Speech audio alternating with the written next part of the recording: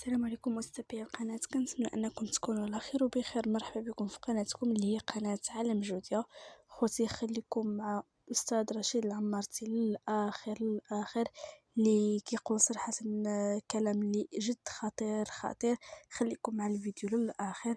وبغيت اخوتي الله يرحم الوالدين اي واحد شاف الفيديو ما تنساونيش من لايك ديالكم، ما تنساونيش كذلك من الاشتراك بالقناة باش توصلوا بكل جديد، وما تنساونيش كذلك من تعليقاتكم الزوينه.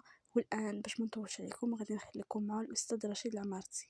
راني قلت لكم هاد الهضره في هذا الفيديو هذا ديال قبل 30 دقيقه ولا اكثر، لان راه حنا واقفين لهم في الحنجره ديالهم. ما يمكنليش انا بوحدي وخمسه سته 10 الناس نغيروا طبعا، ولكن الله هو اللي تيغير الاحوال. الا غيرنا حنا ما بانفسنا كيغير علينا الوقت، كيجعل الملائكه الوقت متسلطين علينا.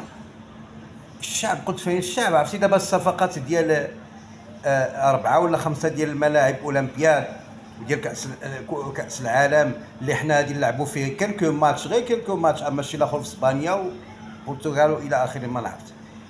الصفقات ديالو بالملاير ديال الدولار، بالملاير المغاربه ديال الدولار، منا والينا. منا ما كاين لا حاسب ولا راقب، الفلوس غير كتشير بالملاير.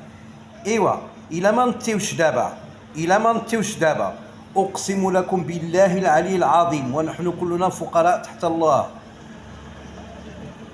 ربي اني لما انزلت الي من خير، تقول الايه الكريمه فقير. ربي اني لما انزلت الي من خير فقير.